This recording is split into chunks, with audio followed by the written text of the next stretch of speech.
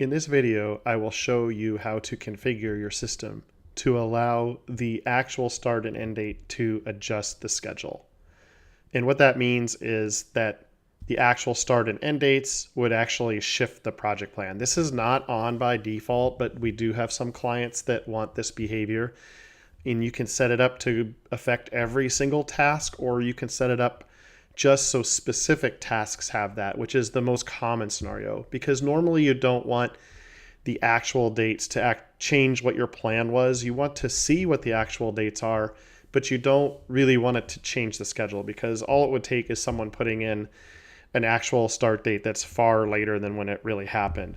And I will review the configuration options on this at the end, but at the very simplest, here I have a task that already was started. If it hasn't started, meaning it's 0% complete, in fact, I'll show you the percent complete column to make that a little clearer. This is 25% complete.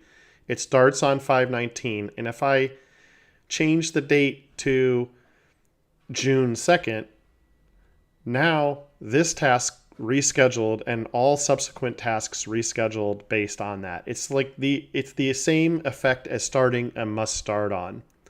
And then when it's done, you can also do the same thing with the end date. You see, this is a 5-day task. It ends on the 6th. If I change this to say, no, well, it really ended on the 16th, what it'll do is it recalculated it to 11 days, and every subsequent task was rescheduled after that as well. So this task is set up to do that. This task, for example, is not set up to recalculate. So I could change that, and let's say this one started already, and then I will put in just a random date. Let's say it started on the 2nd, like the other one.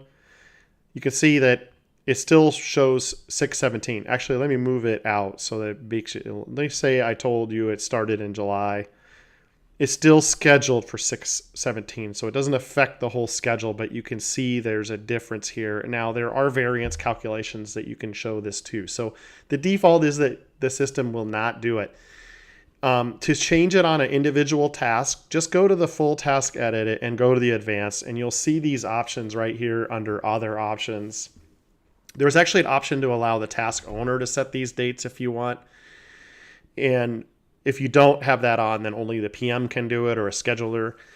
But you would check this box, calculate the schedule based on the actual start date when the percent complete is greater than 0, and then calculate the schedule based on the actual end date when it's complete.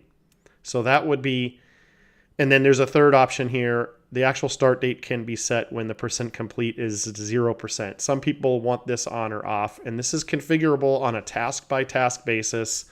You can do it on a project by project basis by changing your edit task defaults. You'll see this section in here, and you'll also see it in the global task defaults, where I'll go over these settings again right now. One here is do a let the task owner change the dates at all. That is, I believe, default on.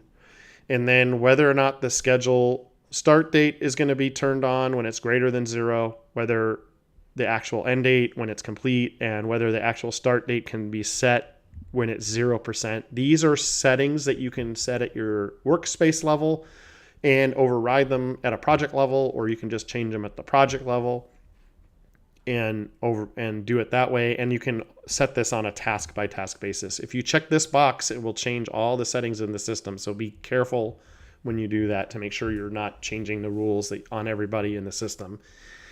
The other interesting thing is there's a choice here to automatically populate the start and end dates.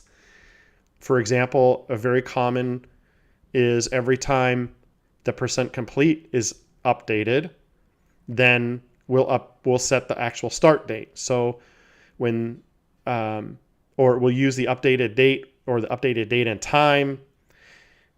This one allows the updated date and time. You can't edit it.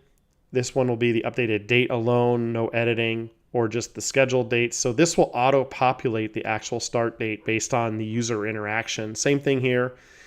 When the percent complete is updated, it will set that date for the actual end date. So what this does is if somebody marks a task complete and you had this turned on, then the date that happened would be what the actual start date is and what the actual end date is. So you can actually have the system calculate this automatically based on user interaction. So this is how the actual dates can affect the schedule.